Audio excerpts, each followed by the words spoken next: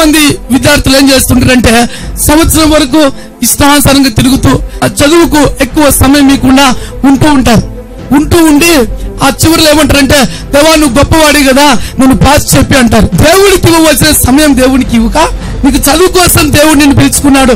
So నీ తల్లిదండ్రులు చదివిస్తున్నారు. వాళ్ళు ఏ స్థితిలో ఉన్నప్పటికీ నీ హృదయంలో ఏముండాలి? ఖచ్చితంగా నేను ర్యాంక్ వస్తా, ఖచ్చితంగా నేను పాస్ అవుతా అని నీ హృదయంలో ఉన్నట్లయితే కష్టపడి చదువుతావు, కష్టపడి రాస్తావు, కాపుల మీద ఆధారపడవు, ఖచ్చితంగా ర్యాంక్ వస్తుంది. ఆ దాంట్లో నీ నెంబరు ఫస్ట్ లో వస్తుంది, నువ్వు ఆశ కలిగి ఉంటావు, ఖచ్చితంగా ఉంటుందండి. కొంతమంది ఏం చేస్తారంటే దాన్ని మనసులో పెట్టుకోరు. ఈ టైం అంతా సంవత్సరం వరకు టైం అంతా అయిపోయేసుకుంటారు. టైం అంతా అయిపోయేసుకుని చివరి దినాలు వచ్చి నేను నమ్ముకుంటా పాస్ అయితే ఓకే, సంవత్సరం టైం వ్యర్థం చేసుకోను.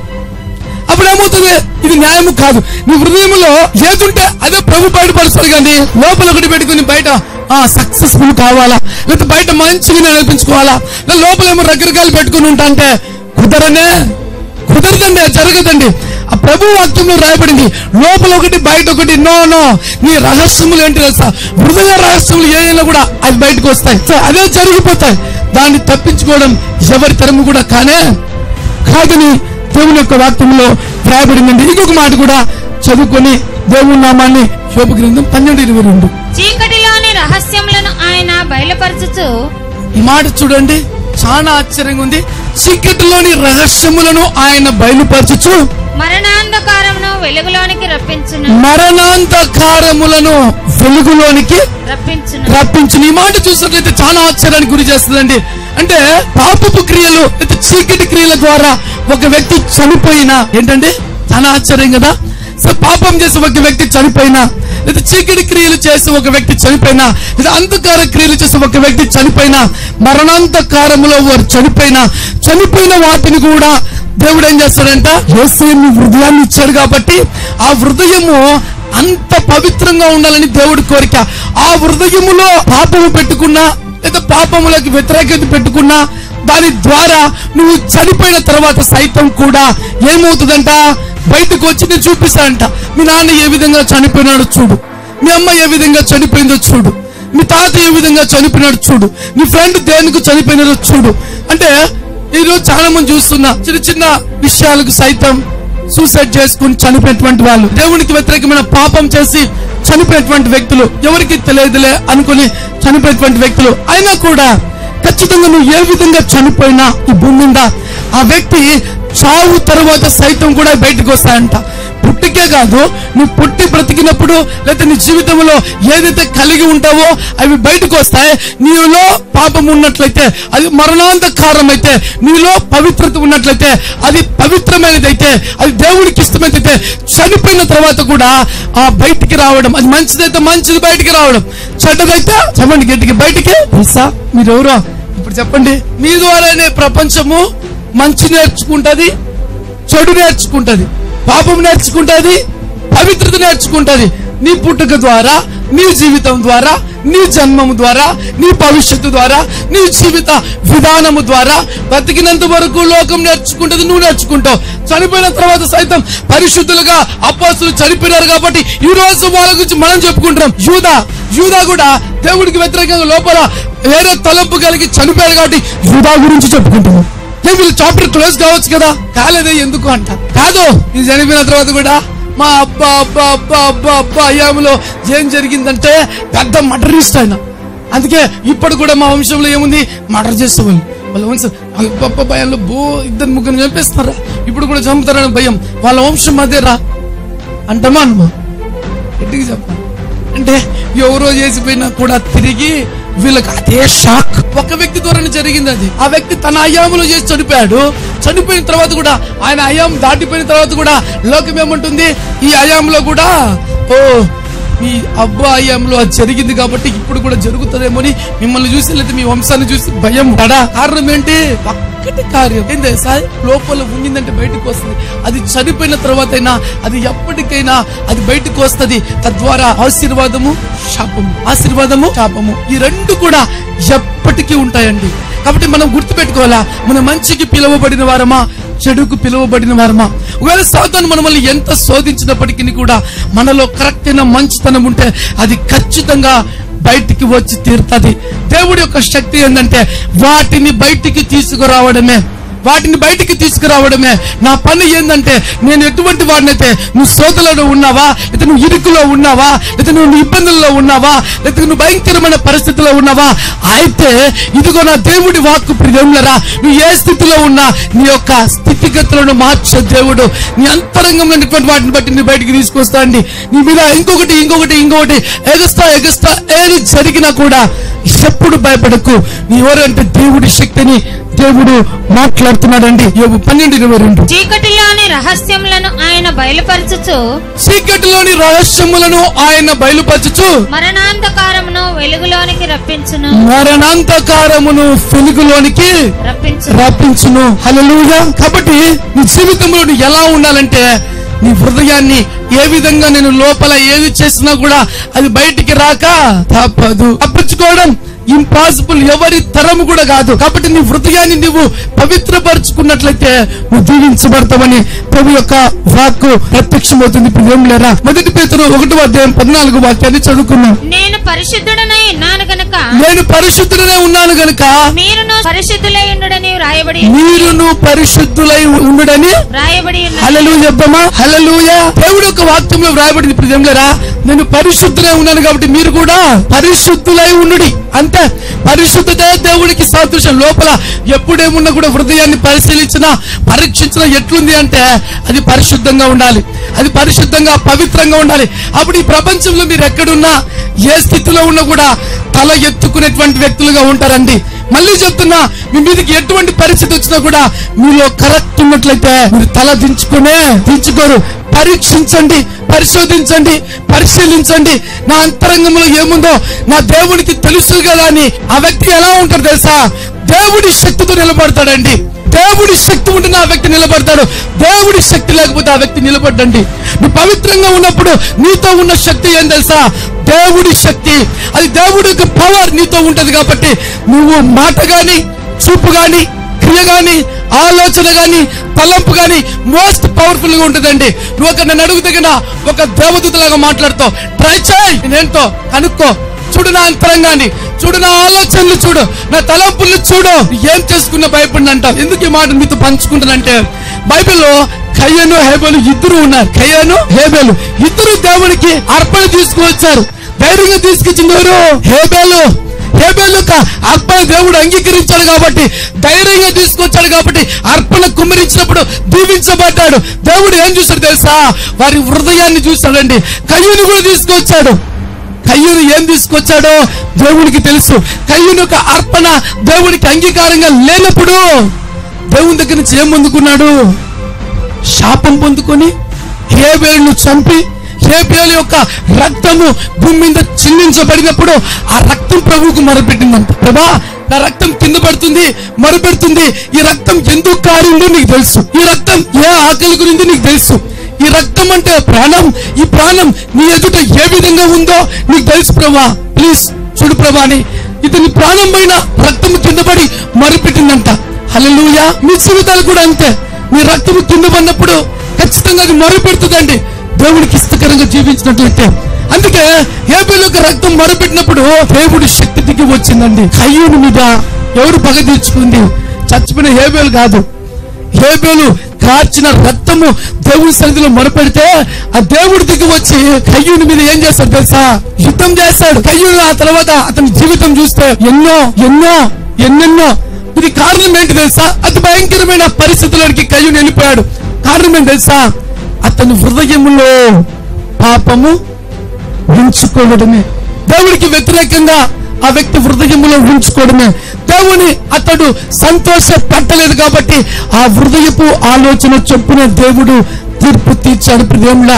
కాబట్టి నీ జీవితంలో గుర్తుపెట్టుకో, పవిత్రత ఉండాలి గాని, పరిశుద్ధత ఉండాలి గాని ఇంకొకటి ఉండకూడదు కాదు, ఉండదు.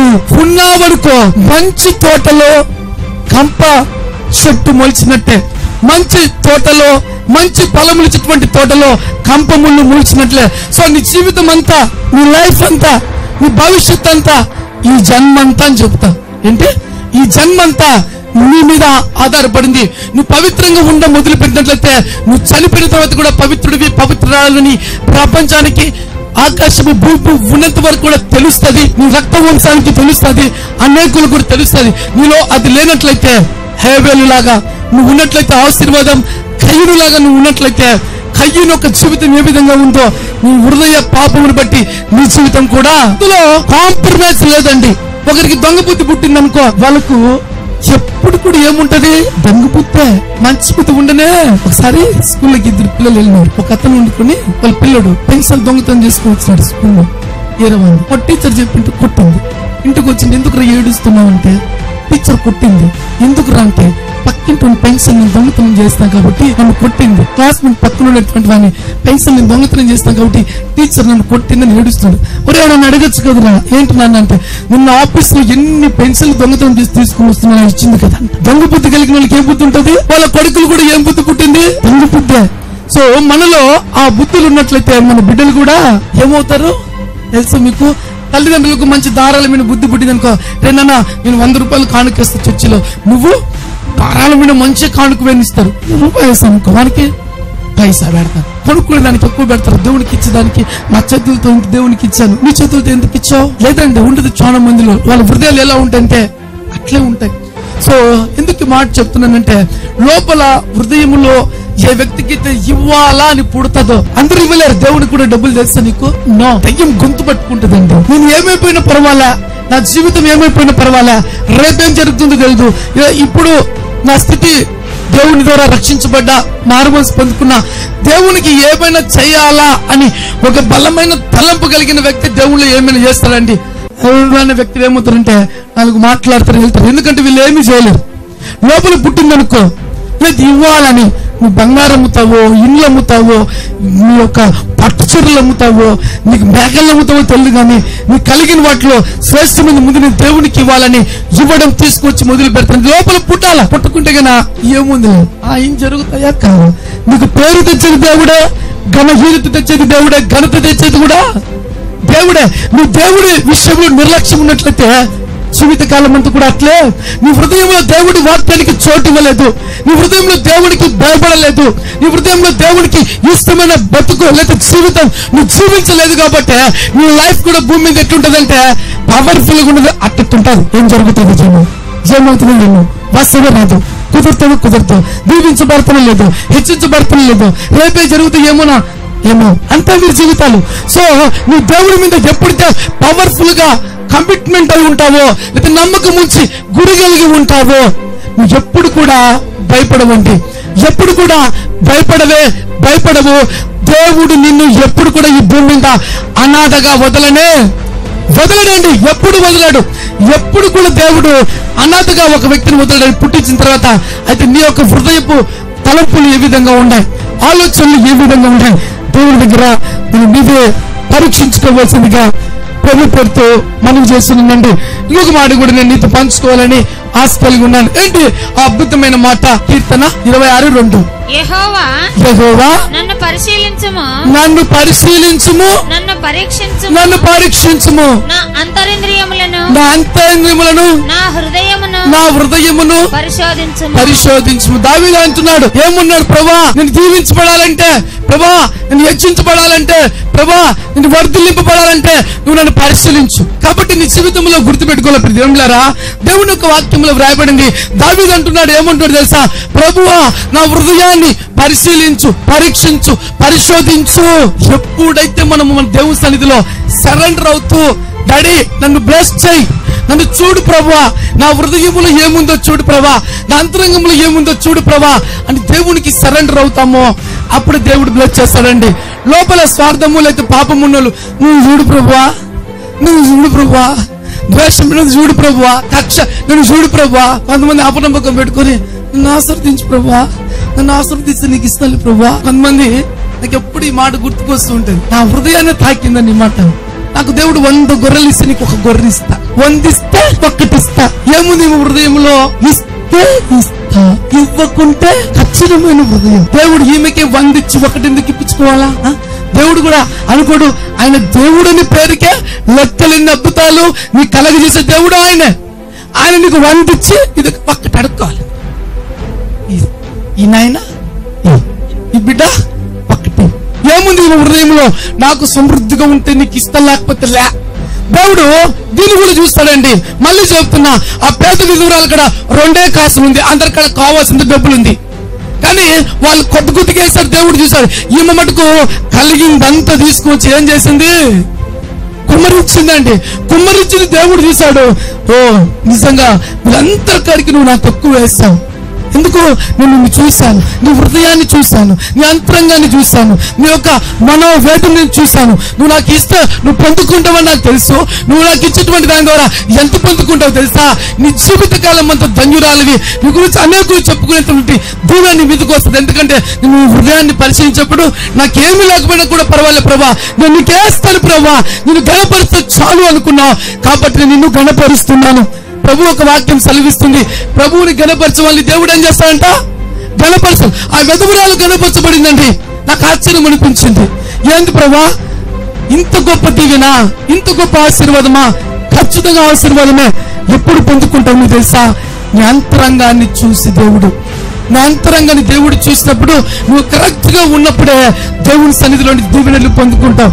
నేను ఎప్పుడు ఈ మాట చెప్తూ ఉంటా, అమ్మ దగ్గర నటన చేస్తే ఏమైనా కాజేయచ్చు, నాన్న దగ్గర నటన చేసి ఏమన్నా కాజేయచ్చు, లేదా ఫ్రెండ్స్ దగ్గర నటన చేసి ఏమన్నా కాజేయచ్చు, లేదా అన్నదమ్ముల దగ్గర నటన చేసి ఆ దొంగని సృష్టించి ఆస్తి పంపకాలలో కానీ లేదా జీవిత విధానంలో కానీ ఏదైనా పంచుకోవచ్చు. వీళ్ళ దగ్గర ఏ విధంగా నటన చేసి తీసుకోవచ్చు. కానీ దేవుని సన్నిధిలో నుంచి దీవెనలు పొందుకోవాలంటే నటన జీవితం జీవిస్తే, ఇక్కడే కాదు, నువ్వు ప్రపంచంలో ఎన్ని మందిరాలకనే ఇల్లు, నువ్వు ఏ సేవకునితో ప్రార్థన చేయించుకున్నా, సో నీ హృదయంలో నటన వాక్యానికి ఇష్టపడే జీవితం లేకుండా నటన జీవితం జీవించినట్లయితే ఎక్కడ కూడా హెచ్చించబడడం జరగదండి. నువ్వు ఒరిజినాలిటీ ఎప్పుడైతే నీలో ఉంటుందో అప్పుడే హెచ్చించబడతావు. చూడండి, ఇంకొక మాట చెప్పి నేను ముగిస్తా. రక్తస్రావం కలిగేటువంటి స్త్రీ యేసుక్రీస్తు ప్రభు దగ్గరకు వచ్చినప్పుడు, పోతే నిన్ను నమ్ముకుంటా, పోకపోతే నిన్ను వదిలిపెడతా, నీ గురించి నేను చెప్పను, నీ గురించి మాట్లాడను అని నమ్మకంతో వచ్చిందా? ఏమైపోయినా ప్రభా, నీ గురించి నాకు తెలుసు, నీ చెంగు తగులితే నాకు స్వస్థత కలుగుతుందని తెలుసు ప్రభా అని ఒక తీర్మానం తీసుకుని వచ్చిందా? కొంతమంది 2 పెట్టుకుని వస్తారు. 2 పెట్టుకుని దేవుడి మందిరానికి వచ్చినప్పుడు చూసి 2 ఉన్నాయా నీకు? సరేలే.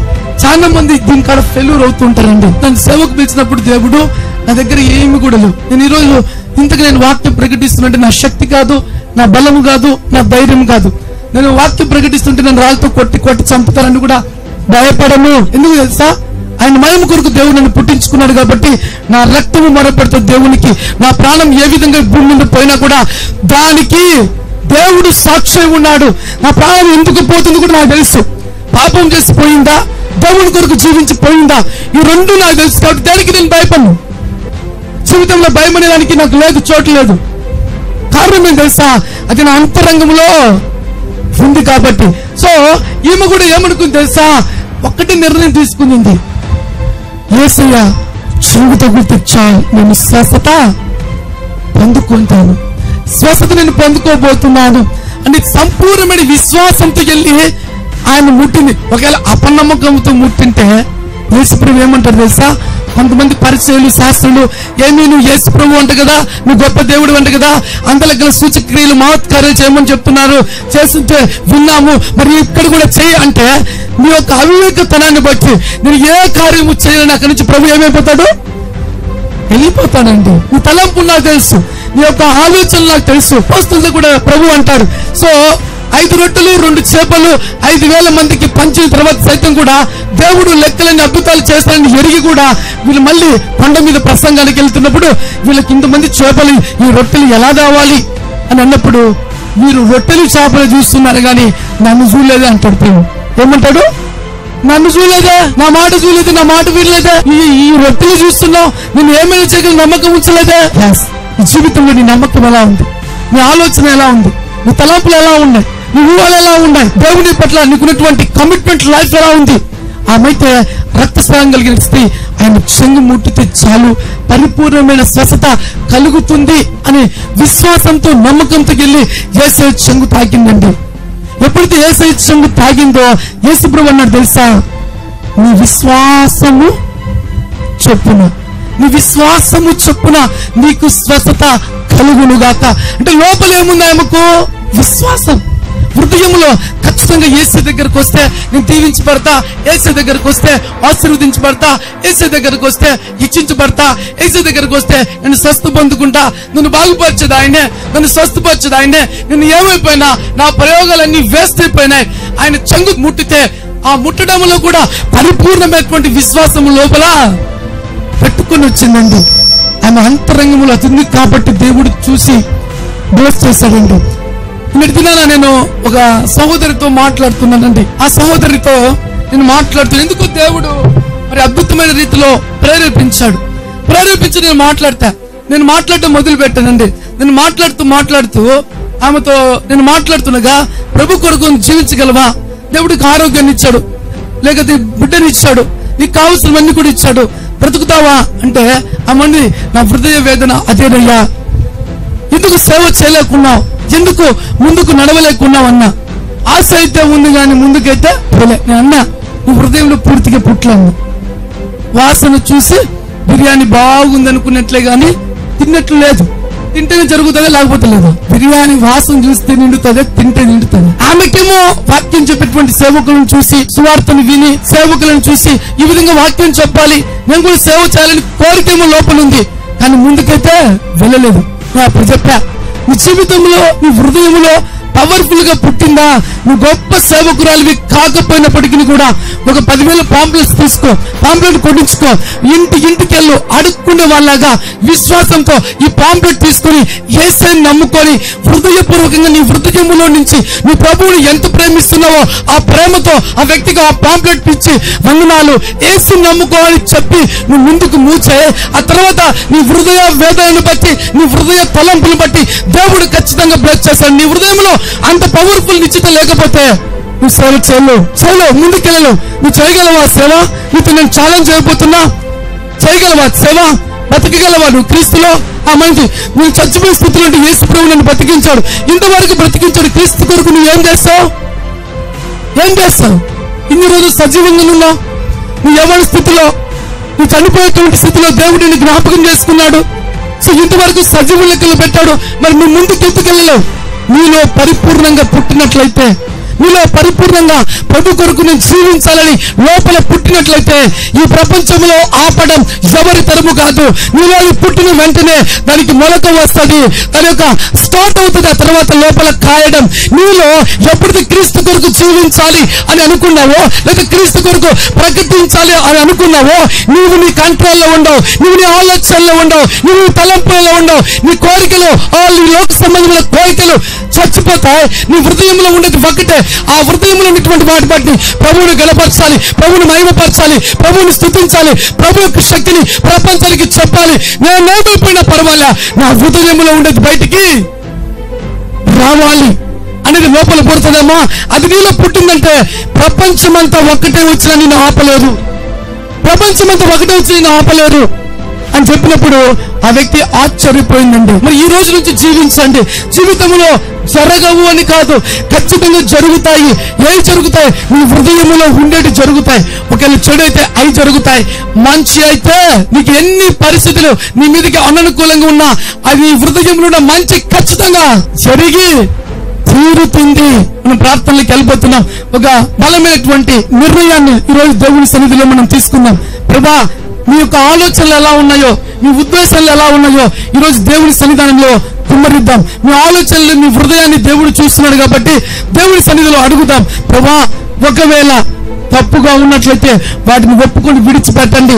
ఒకవేళ మంచిగా ఉన్నట్లయితే మీరు వాటి యొక్క దీవెనలను పొందుకోబోతున్నారు. కొంతమంది స్వస్థతల కోసం వచ్చి ఉండొచ్చు, కొంతమంది అద్భుతాల కోసం వచ్చి ఉండొచ్చు, కొంతమంది అప్పు నుంచి విడుదల కొరకు వచ్చి ఉండొచ్చు, కొంతమంది గర్భఫలం కొరకు వచ్చి ఉండొచ్చు, కొంతమంది ఇంకా ఏమైనా జాబ్స్ లేదా మేలైనటువంటి అనుభవించాలని వచ్చి ఉండొచ్చు. వీళ్ళు కొంతమంది వాక్యం విన్నప్పుడు నేను కూడా సేవ చేయాలి, ఒక బలమైన సేవ చేయాలి, నేను చనిపోయిన తర్వాత మళ్ళీ మనిషిగా పుట్టను కదా, నా తర్వాత కూడా నేను జీవించిన విధానం అనేక మంది తెలుసుకోవాలనేటువంటి ఆలోచన మీలో ఉండొచ్చు. సో మీ హృదయ అంతరంగములన్నీ కూడా ప్రభువు చూస్తున్నాడు కాబట్టి ఆ దేవుని యొక్క సన్నిధానములో మోకరిద్దాం. ప్రభా, నా హృదయాన్ని చూడు, నా అంతరంగాన్ని చూడు ప్రభా అని పరిశీలించు ప్రభా దేవుని సన్నిధిలో అడుగుదామా? అందరూ కూడా కళ్ళు మూసుకుందాం.